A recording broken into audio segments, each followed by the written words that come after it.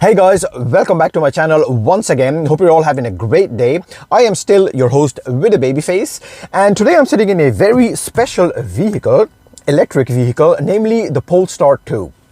So after my review of the electric Jaguar I-Pace SUV that I did, I got a lot of messages from you people on Instagram that I should review the Polestar 2. This car, I looked it up a little bit, and this car has been hyped quite extensively on social media and everywhere. So I thought, why not review it and see what all the hype is about and if it lives up to the expectations of people.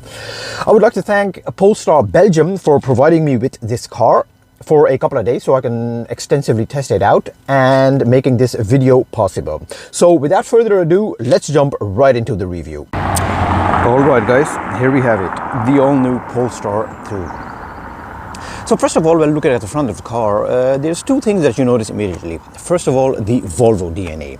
Looking at these headlights, you recognize the Thor's hammer from other Volvo models.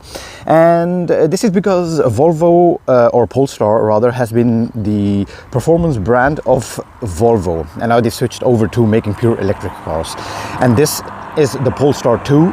So the second model that they have brought out. The other one is the extremely sporty and badass looking Polestar 1, which I hope to review one day as well.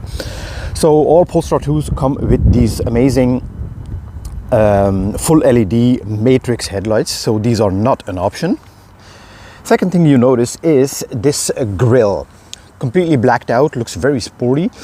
It's an electric car, so it doesn't really need a grille, but it is actually, I think it's been made to mask this module here for the road assist features of the car. But still, it looks pretty good and pretty angry if you look at it from the front, like this.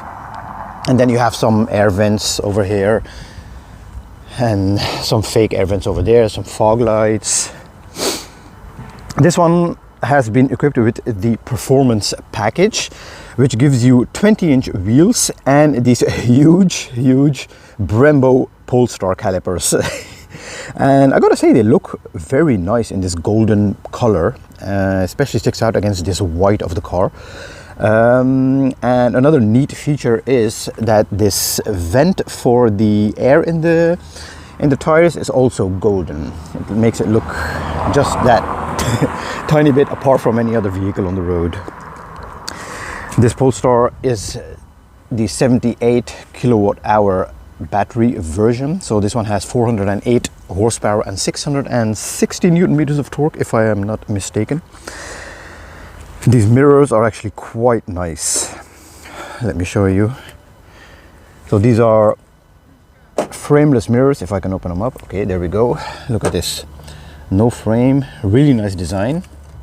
And I don't know why it keeps closing.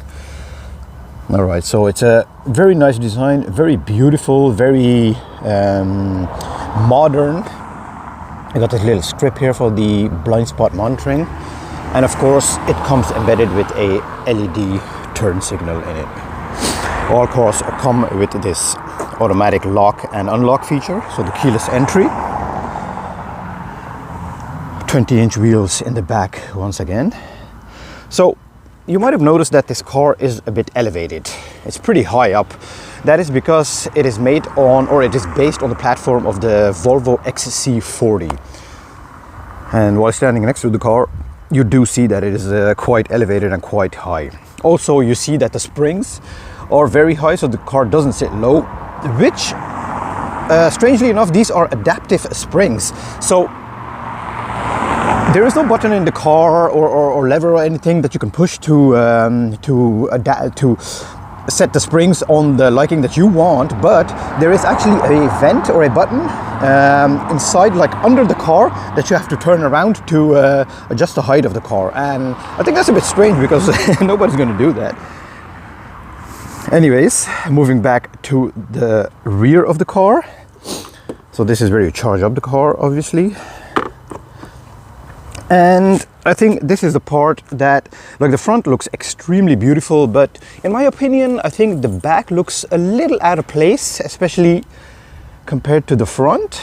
I think they had to do it because of the aerodynamics. It's not a big car. because if you look at the Polestar 1, it's quite a bit bigger than this, and the rear end looks very fat and very sporty.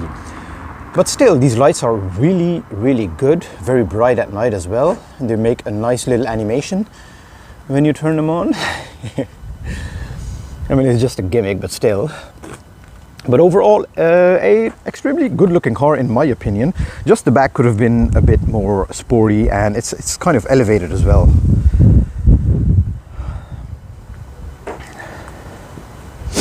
Now let's check out the interior of the Polestar 2. As I mentioned before, keyless entry, so the door opens up like this. Pretty wide door opening, so you have easy access into the car.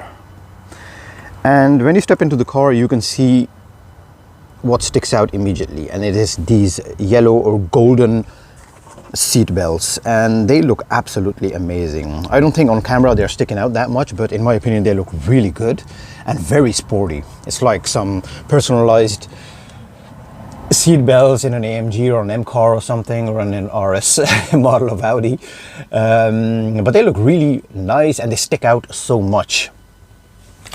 Once again, to match the color of the brake calipers outside. Very nice interior indeed. Let's step into the car. Here we go. Okay, so immediately we are greeted by this huge touchpad type of thing in the middle, and it is very responsive actually, and this is actually an Android screen, so it's basically an Android tablet that is just stuck on here, and it looks very nice, very crisp. Check this out, you have Google Maps, so you don't even need to use a navigation or anything. It's just Google Maps in here. You don't even have to connect your phone with Android Auto, so very responsive as you can see. Let's go back. This is how you have been managing to drive. So these are all your settings. If you want to go to the temperature, just change it like this. It's a pure touch screen, no physical buttons in here for this part of the infotainment screen. This is for the seat heating, the steering wheel heating, so it has all these functions. These are your car settings. So this is your steering, so you can put it to light for city driving, then you have a really light steering, standard or very firm for some sporty driving. This car doesn't have any different modes like eco mode or comfort mode or sport mode or something. This is basically the sport mode, so you just press this and then you're in sport mode, and that's basically it. And then maybe you can have some feeling with the steering, but that's about it. All right, so down here you see one pedal drive. So what does that mean? That's basically the regenerative braking mode in any other electric vehicle. So you can just turn it off and then the car will not brake when you lift your foot off the pedal. If it's low, then it is gonna brake, but like on a slower pace. And standard is just, you don't even have to use the brakes yourself anymore. It just brakes the engine of the car, and then that uses the power of that to regenerate the battery. Very handy feature actually. And this is a creep mode, so if you turn it on and you lift your foot off the accelerator, the car will creep forward, ideal for parking. So these are your driver's assist features. This is your charging of your car, and then some other various settings. As you guys can see, it's very responsive, this screen. This is your Bluetooth connectivity, a very responsive screen, very clear, very bright, very easy to use as well. There's not like hundreds of menus you got to go through to do something. Everything is just laid out nicely right in front of you. There's going to be some updates as well. You can have YouTube, Netflix, and some other apps on here, so you can watch my videos online, you know, when you're charging your car. Okay, just kidding. So moving on, the car is also equipped with a, okay, if I can turn the steering wheel, there we go. Okay, so the car comes with this very bright and very nice crisp looking infotainment screen, which you can also customize. So you can just put your car features in the middle. You can have your Google Maps. So this is basically your Google Maps that are projected, so your actual Google Maps. It's a bit dark as well, so it doesn't distract you too much. So you have all your features here. You have your gears, and then the speed limit of your car. These are your road assist features. So you have your this is your adaptive cruise control, so this will steer for you, and this can all be controlled via these buttons right here. So lane keep assist, cruise control, adaptive cruise control, and that the car steers itself. And then you can do some other customization as well. So this is where you see when the car is charging. So when you let go of the accelerator, this will fill up to see the regenerative braking. And then when you accelerate, this shows how much power the car is using. Here you have the battery percentage remaining of the car.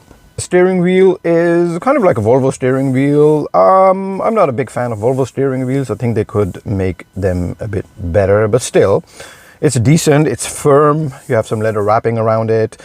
These buttons, these are in gloss black, but still sturdy feeling. It's all quality, really.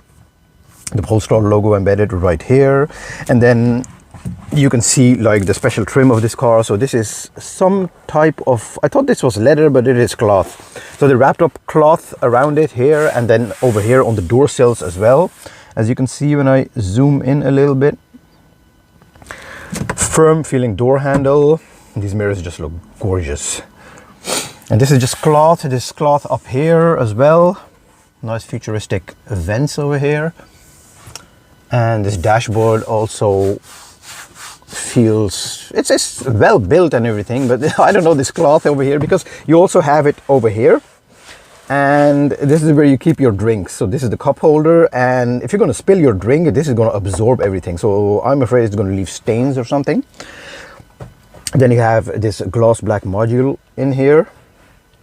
Not my most favorite trim, but in this car you do get a cloth. So if this gets too many fingerprints, you can just, or dust, you can just wipe it off like this, also for the screen. So they did know what they were doing when they put gloss black in this car. Right here we have a cubby space. You can put your stuff over here. This also functions as a wireless charging pad for your phone. Then we have some spaces over here to put some small things, and there's also one on the other side over here. Decently sized door bins.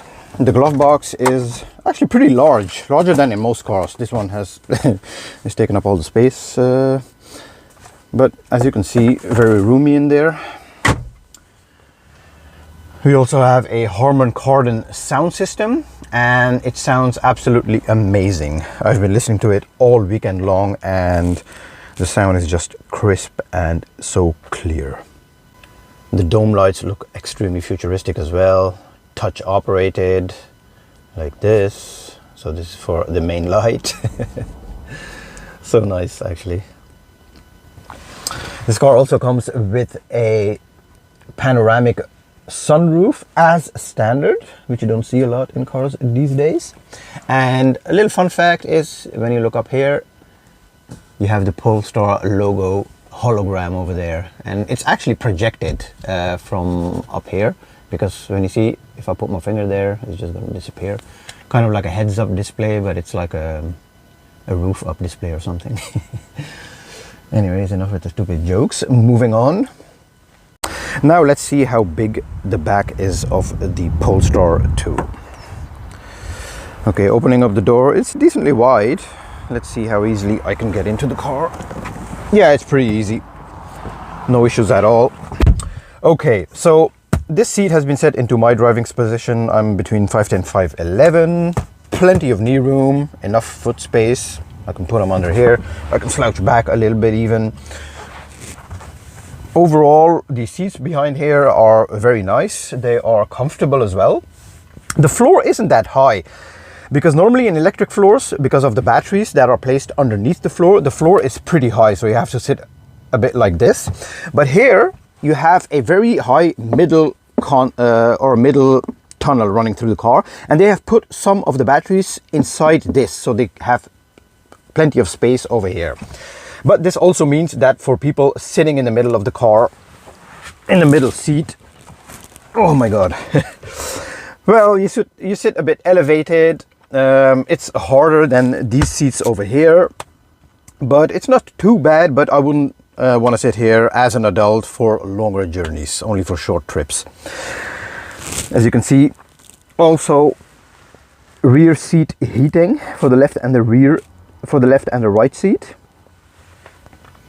I like the design of these these vents, but these look kind of flimsy a little bit. There's a bit of cheap plastic on these doors as well. Here it feels nice with the cloth, but here there are some cheap plastics, so keep that in mind. We have some space in the door bins, some netting over here, and then obviously the middle console of this car. In the back, cup holders and a armrest. Right, let's check out the boot space of the Polestar 2. With this key, just press it and it will open up fully electrically. Nice and wide opening tailgate, and as you can see, there is a wide opening in here. Space is okay, it's decent. I think it's about 405 liters if I'm not mistaken, and you can put plenty of stuff in here.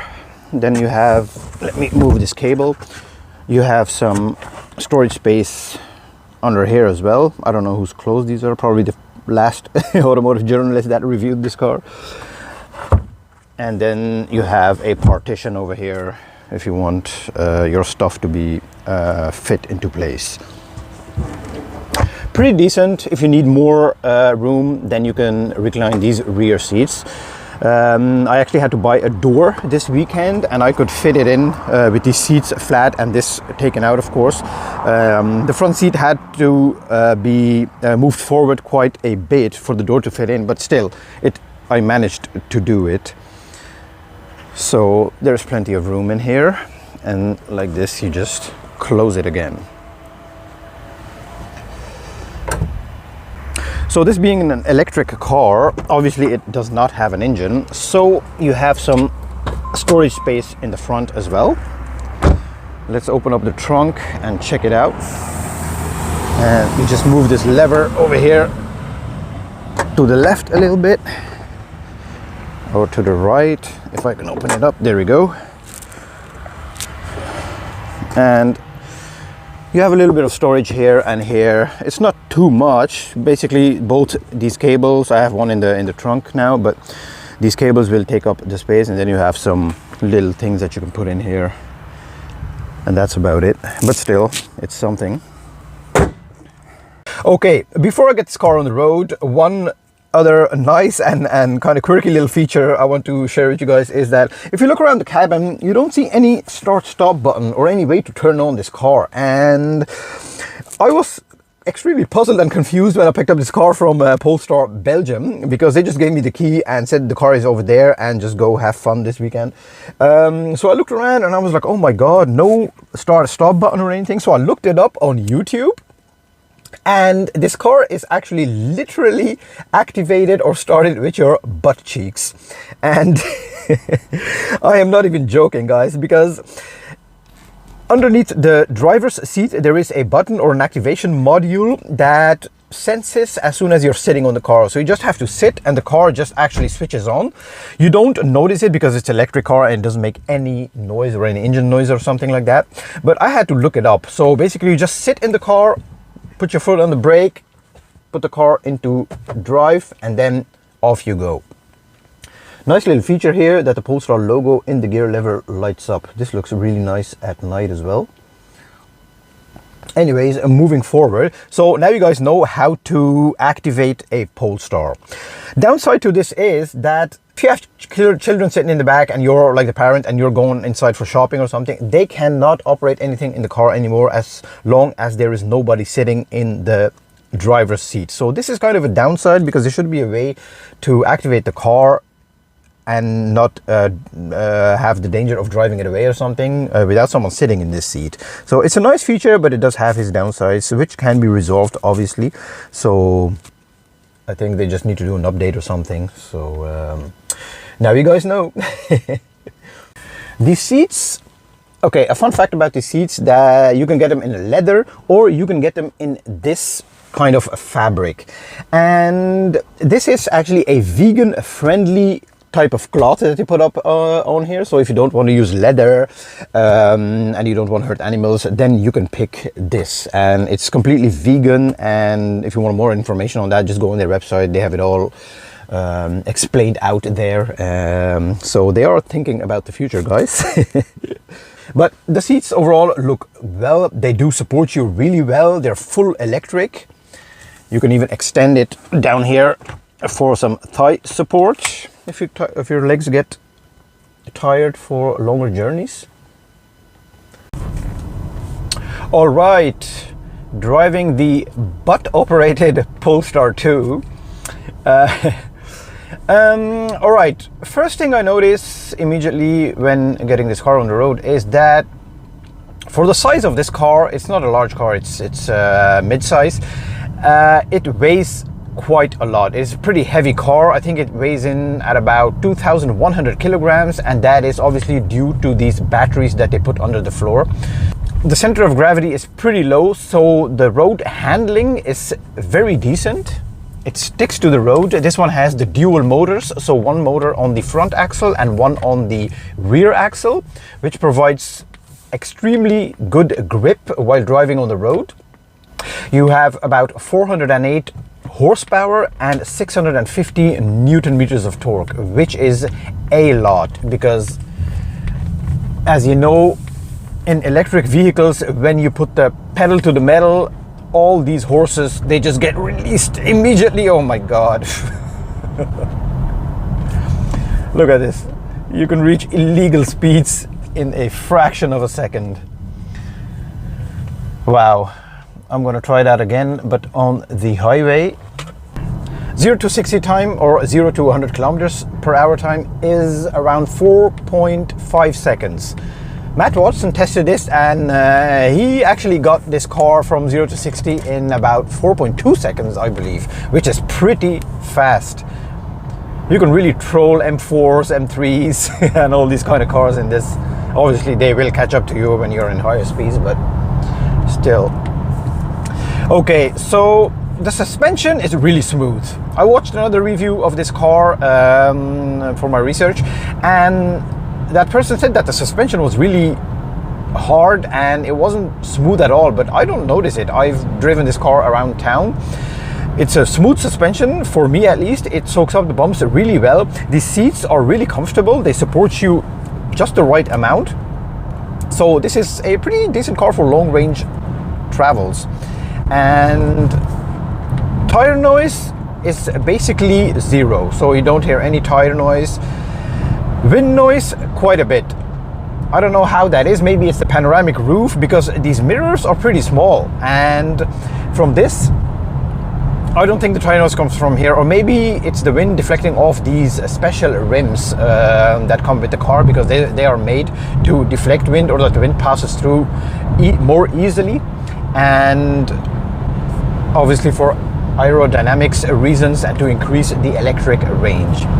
Okay, so I am on the highway right now, and I'm going to test this power out to the max. Okay, so I'm going about 113 kilometers an hour, and now I'm just going to press it, and whew,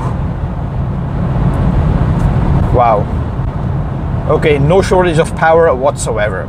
The pick isn't as much as on the lower speeds, but that is to be expected because you're already using a lot of power. The gauge gives you all the information that you need. It's a very interesting electrical power charge gauge. So as you know, and as I told before, this car comes with regenerative braking, and you can see when you press the accelerator how much power this car is using. And then when you let go of the accelerator, the graphic goes into the charge mode. So then it is charging, using that brake energy actually to recharge the batteries of the car to increase your range.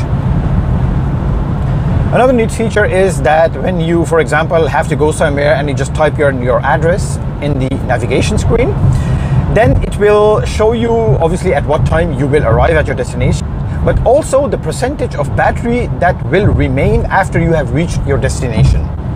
Obviously taking into consideration that you follow the speed limits everywhere and don't push it, because no matter how much fun this car is for speeding or for picking up really fast, if you do that, the range will go down quite significantly. Polestar 2 claims that the range of these batteries is about or between 450 and 500 kilometers, but realistically I managed around 300 kilometers throughout this weekend, and that is mixed driving both in city and on highways. But I think overall this is a very easy car to drive. Everything is very easy to operate. I'm not a fan of touchscreens in cars, but this one is very clear, very large buttons that you can press, and it is very clear, like the sun is just shining on it right now and I can see everything very clearly, even the fingerprints and the dust, but then I have the cloth for that. The interior is well built, it's beautiful. Everything is just screwed on really well. There's no any screechy noises, any cheap noises that come into the cabin, nothing intrusive. But do keep in mind that the level of luxury in this car isn't as much as, for example, if you're coming from a Volvo S90, XC90 or something, it is not as luxurious from the inside. But still, for this price, it is decent. The Polestar comes with all your latest tech features. So you have, for example, a lane keep assist, you have adaptive cruise control, you can set the distance between the car in front of you, so which makes it ideal for commuting between work and home, and also for journeys for longer journeys and sitting in traffic jams, which makes this car ideal for it. Charging times, I have managed to charge this car from around 11% all the way up to 92% in about an hour and 15 minutes, which I was pretty surprised about. That was on a hypercharger, by the way, because I plugged it in at home and it was about 5 o'clock in the evening, and it says it will be ready the next day 7:45 a.m. So it will take you a lot of time to charge it at home. But if you have a special home charging pole, then it will take you about 8 hours, which is ideal like any other electric vehicle. So what do I think of this car personally? Well, I think it's something different. It is quite a fun car to drive, actually. I like this car more than the Jaguar I-Pace that I drove a couple of months ago or a couple of weeks ago, because it's easier to drive than that car. The tech is more reliable in this car. How reliable, that remains to be seen after a couple of years, but it's easier to use. There are no difficult menus you have to scroll through. Everything is just laid out completely clearly and simply right in front of you, and I actually enjoyed my time in this weekend driving this car. I love the looks, especially from the front. The back end, I think, could use some more fine-tuning to make it more appealing, but overall it's a good looking car, especially in this spec, white with these golden touches all around the car, because it attracts a lot of attention on the road. A lot of people came to me, they wanted to see the car from the inside, they wanted to check it out, they asked so many questions about it, and it's kind of nice to see that people are interested in cars like these, but you don't even see these on the roads that much even. The Polestar 2 is actually a direct competitor to Tesla's Model 3. What are the main differences between those two? Well, first of all, personally, I think the looks of the Polestar 2 are way better than that of the Tesla Model 3, because the Model 3 looks kind of a bit boring from the outside. The finishing inside is way better in the Polestar 2 than in the Tesla Model 3, my opinion, and something that I noted when a couple of months back I've driven in the Tesla Model 3. The tech in the Model 3 is on another level. It's just way more advanced than in the Polestar. It plays together really nicely. It's very responsive as well. The screen is also very big, so basically you control everything through the screen. You have no buttons at all in the Tesla Model 3. But it does look more bland from the inside, and I think personally, if I had to choose between those two, I would go for this car instead of a Model 3. That one is much more expensive than this one as well. It has more range and it weighs less than the Polestar. So I think the Tesla Model 3 weighs in at about 1800 kilos, while this one is 2100, and this will also play a significant role in the electric range of both cars. But at the end of the day, it comes down to two things, and that is price and range. Looks can be subjective, so some people like the Tesla Model 3 more than this car. But what most people are going to look at, once again, is the price and the range. And I think the range in the Tesla Model 3 is way more, but this is Polestar's first electric vehicle ever, so it remains to be seen what they're going to do with updates, with newer models, with facelifted models. So we're just going to have to wait and see. I can't make a honest judgment right now before I have driven a Model 3. So that review will be coming in a couple of weeks. Anyways guys, this was it for today. I hope you guys enjoyed this review. I know I enjoyed it a lot driving around in this Polestar for the past three and a half days. It's time to bring it back to Polestar Belgium now, which I'm doing right now. And I'm gonna have about 20% of charge left when I reach my end destination. So I'm just cruising along nicely. You guys have a wonderful day, drive safely, and see you in the next review.